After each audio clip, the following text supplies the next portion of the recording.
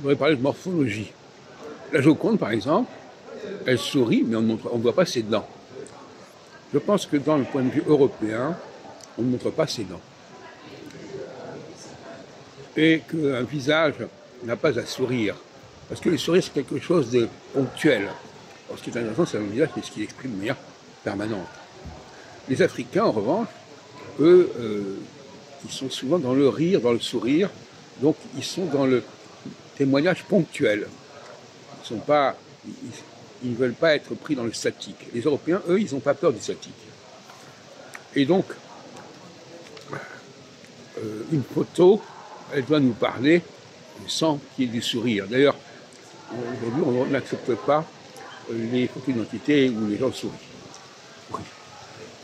Je ne parle même pas des grimaces que ça représente. Bon. Mais,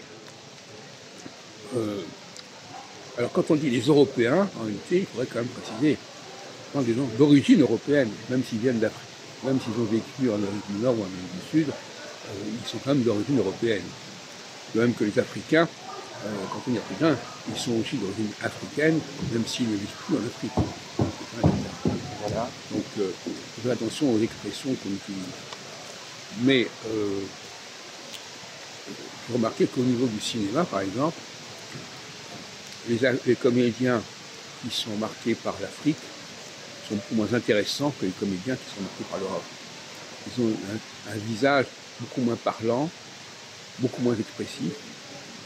Quand je dis beaucoup moins expressif, ça veut dire qu'ils peuvent une façon d'exprimer beaucoup de choses de façon continue, et non pas en riant ou en souriant, mais il faut que le visage exprime une sorte de nuance dans le regard, dans les mimiques, que les Africains ne sont pas capables d'apporter.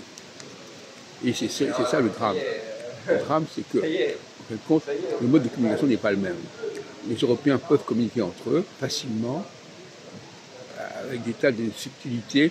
Les Africains, eux, ils ont besoin d'être entre eux, ils fonctionnent autrement, ils ont d'autres signaux, d'autres façons de fonctionner, d'autres façons de communiquer. C'est pour ça qu'on voit très facilement, à Paris par exemple, que les Noirs se retrouvent entre eux et que ça ne fonctionne pas avec les Blancs d'une manière générale, sinon par le langage. Alors, le langage, c'est aussi effectivement une façon de parler, mais le langage, ça fausse les choses.